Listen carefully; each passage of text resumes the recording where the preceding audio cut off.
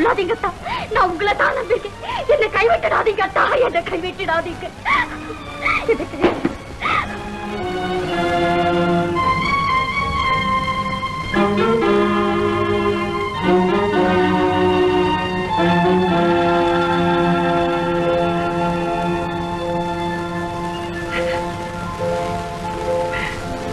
Jaya,